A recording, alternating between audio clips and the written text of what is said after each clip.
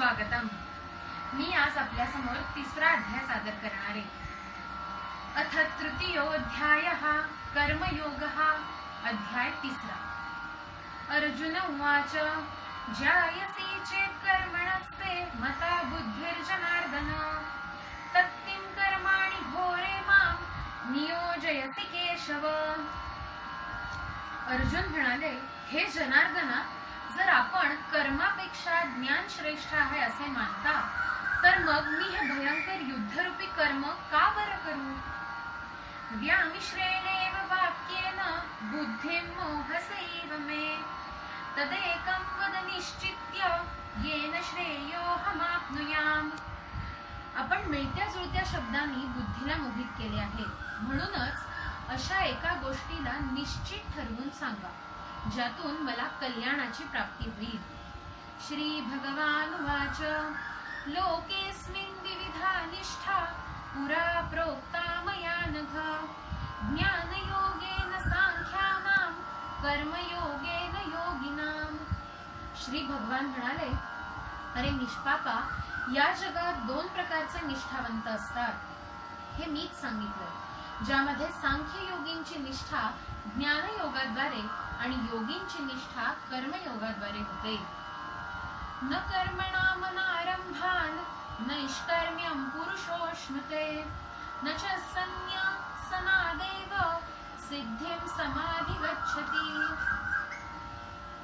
मनुष्य हा कर्म न केल्याशिवाय निष्क्रिय होतो आणि कर्मांमुळे किंवा त्याग केल्यामुळे सिद्धीस देखील प्राप्त होत नाही. नहि कश्चित् क्षणमपि जातु निष्ठत्य कर्मकृत् कार्यते ह्यवशः कर्म सर्व प्रकृतिजैर्गुणैः.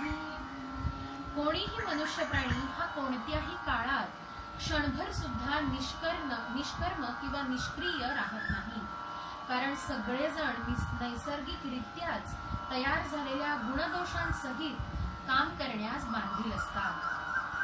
कर्मेंद्रियाणि संयम्य य आस्ते मनसा स्मरन् इंद्रियार्थान् विमूढात्मा मिथ्याचारसयुच्यते.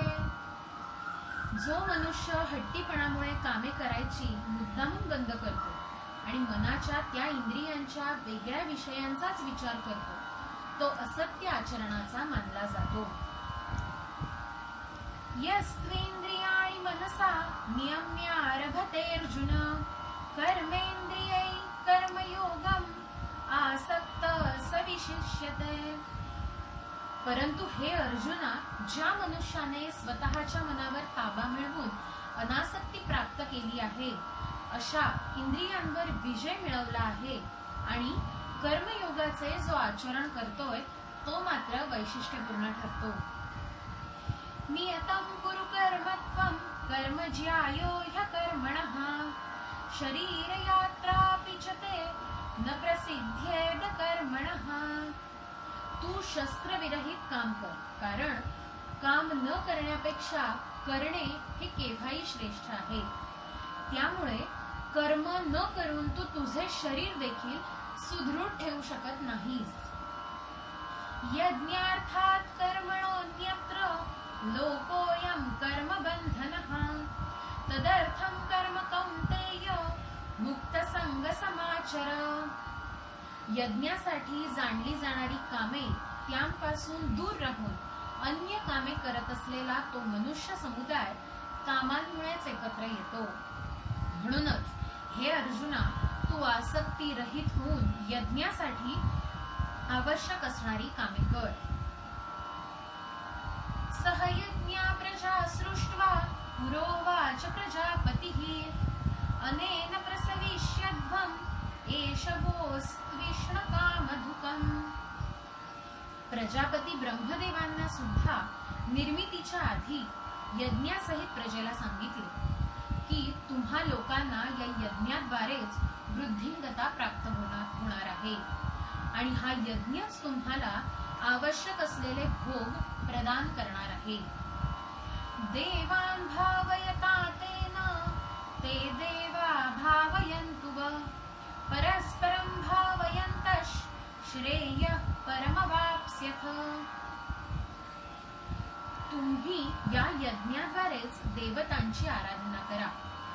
त्या देवता तुमचं रक्षण, तुमचं पोषण करतील. या प्रकारे तुम्ही एकमेकांना संतुष्ट कराल आणि तुमचे कल्याणच होईल. इष्टान भोगिहानी वो देवा दास्यन्ते यज्ञ भावितः तैर्दन्तान प्रदायेभ्यो यो भुङ्क्ते स्तेन एव सः. यज्ञांद्वारा पूजा करून प्रसन्न देवता तुम्हा लोकांचे निश्चित स्वरूपात कल्याण करतील. अशा प्रकारे त्या देवतांद्वारा दिलेल्या आशीर्वाद रूपी भोगांचे जो मनुष्य स्वतः पुरताच आस्वाद घेतो तो मनुष्य मात्र नक्की चोर मानला जातो. यज्ञशिष्टाशिनः सन्तो मुच्यन्ते सर्व किल्बिषै भुञ्जते ते त्वघं पापा ये पचन्त्यात्मकारणात्. यज्ञामध्ये उरलेल्या अन्नाचे ग्रहण करणारे मनुष्य अशांची सर्व पापे निघून जातात आणि जे लोक केवळ स्वतः पुरतेच अन्न शिजवून ग्रहण करतात ते पापालाच ग्रहण केल्या समान असते.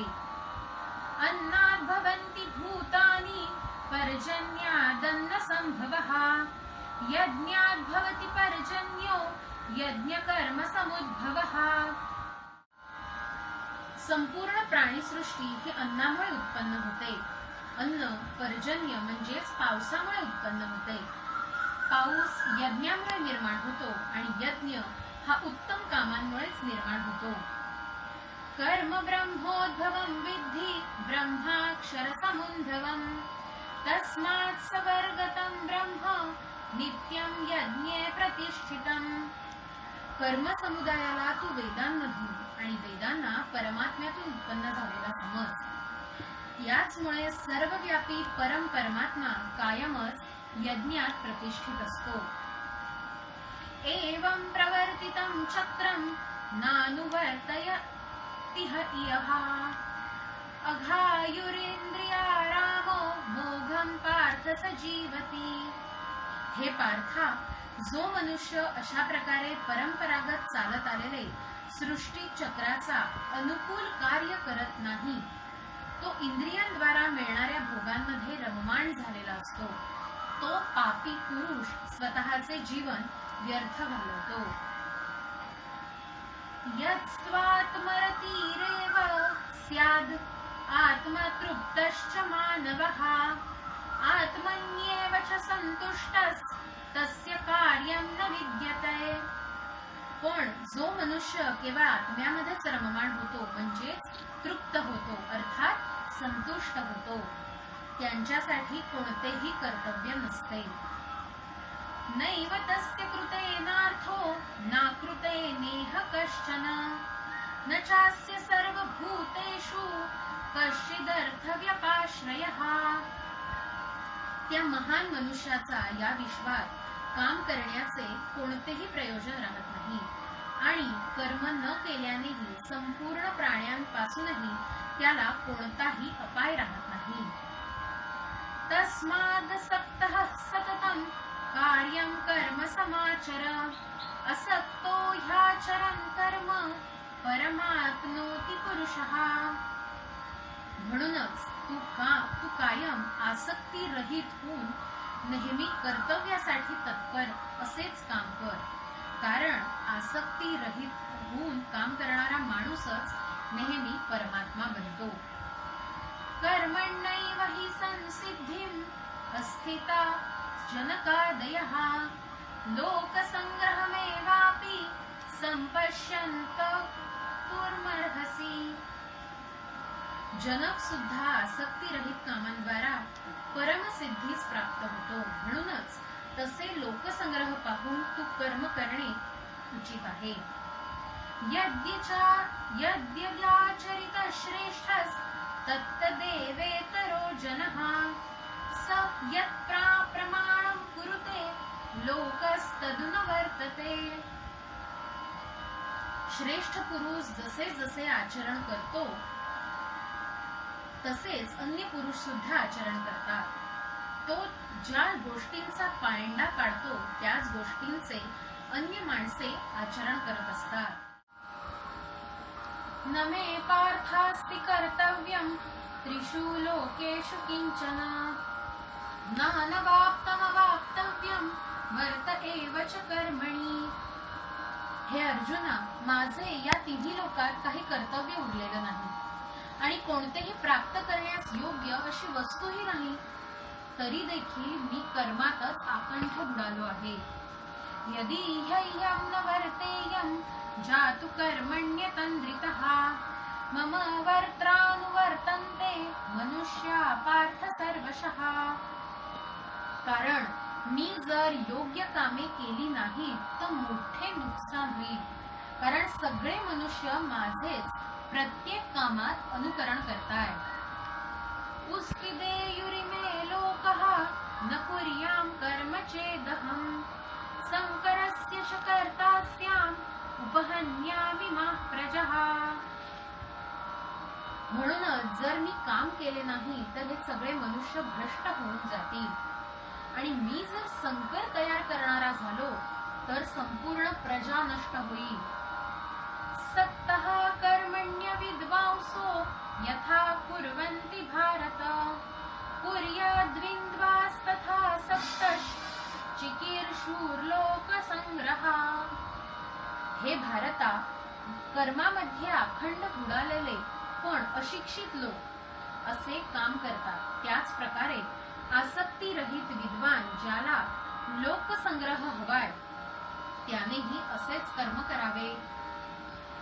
न बुद्धिभेदं जनयेद अज्ञानां कर्मसंगिनां जोषयेस्तव न कर्माणि विद्वान् युक्तः समाचरन्.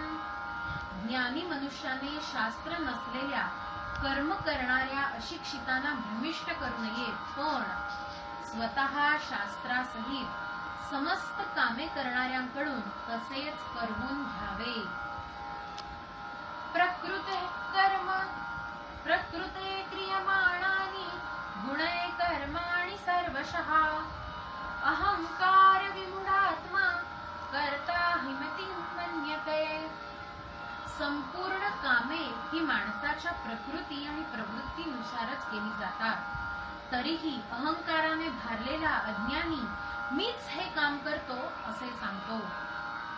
तत्त्ववित्तु महाबाहो गुणकर्म विभागयोः गुणागुणेषु वर्तन्ते इति मत्वा न सज्जते. पण हे महाबाहू, गुण विभाग आणि कर्म विभागाचे तत्व जाणणारा ज्ञानयोगीच गुणांचे आचरण करतो असे समजून त्यात आकंठ बुडत नाही. प्रकृतेर्गुणसम्मूढाः सज्जन्ते गुणकर्मसु तान् कृत्सन्विदो मद्दान् कृत्सविन्न विचालयेत्. प्रवृत्तीमुळे अतिशय मोहित झालेले मनुष्य गुणांमध्ये आणि कर्मांमध्ये पूर्णपणे बुडालेले असतात. त्यास न समजणारे मंदबुद्धी लोकांना ज्ञानी लोकांनी विचलित करू नये. मयि सर्वाणि कर्माणि संन्यस्याध्यात्मचेतसा निरीशिर्निर्ममो भूत्वा युध्यस्व विगतज्वरः. माझ्या अंतर्यामी परमात्म्याला असलेले संपूर्ण कर्म मला शांत चित्ताने अर्पण करून आशारहित, ममतारहित आणि संतापरहित असे युद्ध कर.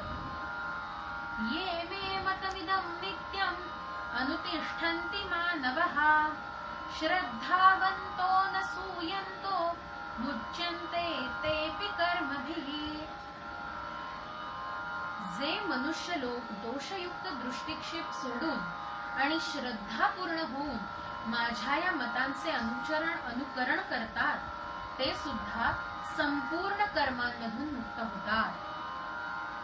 ये त्वे तद्भसूयन्तो नानुतिष्ठन्ति मे मतं सर्वज्ञा विमूढास्तान् विद्धि नष्टान् चेतसः. परंतु जो माणूस माझ्या दोषारोपण करून माझ्या या मनाचे, या मताचे आचरण करणार नाही त्या मूर्खांना तुम्ही सर्व ज्ञानी मोहित व्हाल. ते नष्ट झालात असेच समजा. सदृशं चेष्टते स्वस्यः प्रकृतेर्ज्ञानवानपि प्रकृतिं यान्ति भूतानि निग्रह किं करिष्यति.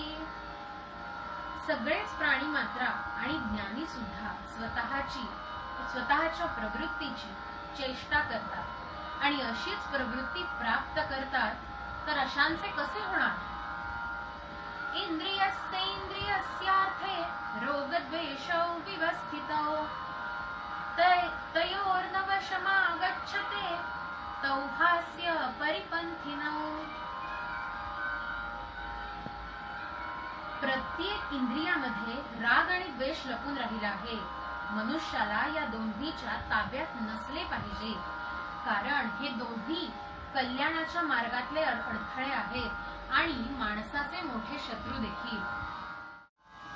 श्रेयान् स्वधर्मो विगुणः परधर्मास्त्वनिष्ठुनात् स्वधर्मे निधनं श्रेय परधर्मो भयावहा.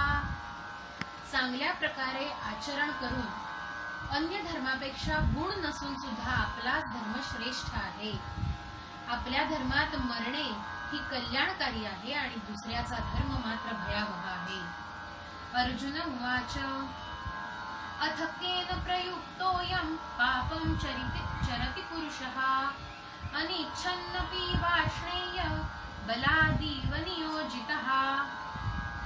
अर्जुन म्हणाले, हे कृष्णा, तर मग हा मनुष्य स्वतः अनावश्यक आहे हे जाणूनही बळजबरीने कोणाला प्रेरित होऊन पापाचे आचरण करतो. श्री भगवानुवाच काम एष क्रोध एष रजो गुण समुद्भवः महाशनो महापाप्मा विद्यन्नमिह वैरिणम्. श्री भगवान म्हणाले, रजोगुणातून उत्पन्न झालेले हे कामच राग आहे. अतिभोग भोगणारा हाच बराच पापी आहे. यालाच तू यातील वैरी समज, म्हणजे क्रोध हाच खरा वैरी आहे. धूमेनाव्रियते वह्निर् यथा दर्शो मलेन च यथोल्बेनावृतो गर्भस् तथा तेनेदमावृतम्. ज्या प्रकारे धुरामुळे अग्नी आणि कचऱ्यामुळे आरसा झाकोळला जातो, तसेच कामांद्वारा यज्ञ सुद्धा झाकोळलेला असतो. आवृतं ज्ञानमेतेन ज्ञानिनो नित्यवैरिणा कामरूपेण कौन्तेय दुष्पुरुषे नानलेन च.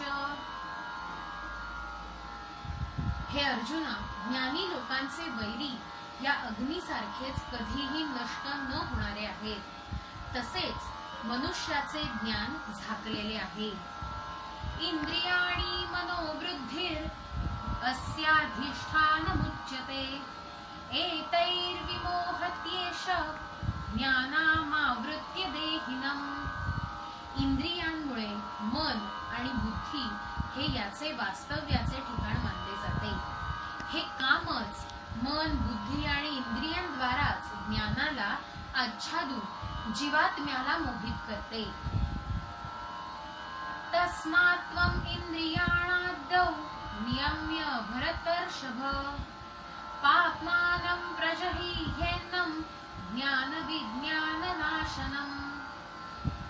म्हणूनच हे अर्जुना, तू पहिले इंद्रियांवर विजय मिळवून मगच ज्ञान आणि विज्ञानाचा नाश करणाऱ्या महान पापी मनुष्यांना संपवून टाक. इंद्रियाणी पराण्याहुर इंद्रियेभ्यः परं मनः मनस्सस्तु परा बुद्धिः यो बुद्धे परसस्तुत. इंद्रिये ही स्थूल शरीरापेक्षाही श्रेष्ठ आहेत. इंद्रियांपेक्षा श्रेष्ठ मन आहे. मनापेक्षाही श्रेष्ठ बुद्धी आहे आणि जो बुद्धीपेक्षाही श्रेष्ठ आहे तो आत्मा आहे.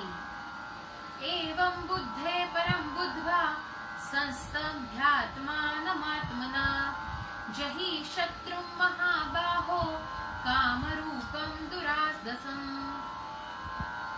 अशा प्रकारे बुद्धीपेक्षा श्रेष्ठ आत्म्याला जाणून आणि बुद्धीद्वारा मनावर विजय मिळवून हे महाबाहू तू या प्रकारे कायम कामरूप राहून दुर्जय शत्रूलाही मारून टाक. ओम तत्सदिति श्रीमद्भगवद्गीतासु उपनिषत्सु ब्रह्मविद्यायां योगशास्त्रे श्रीकृष्णार्जुनसंवादे कर्मयोगो नाम तृतीयोऽध्यायः. ओम हेच सत्य आहे अशा प्रकारे ब्रह्मविद्येचा योग करून शास्त्र श्रीमद्भगवद्गीता रूपी उपनिषदामधील श्रीकृष्ण आणि अर्जुनाचा संवाद रूपी कर्मयोग संपूर्ण झाला. धन्यवाद.